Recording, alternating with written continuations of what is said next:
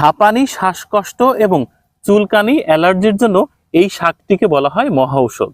এই শাকের নাম হচ্ছে হেলেঞ্চা শাক। গ্রামের মানুষ এটাকে মালঞ্চ শাক বলে, কোথাও কোথাও বলা হয় হেসি শাক। কিছু এলাকার মানুষ এটাকে শান্তির শাক বলে চিনে থাকে।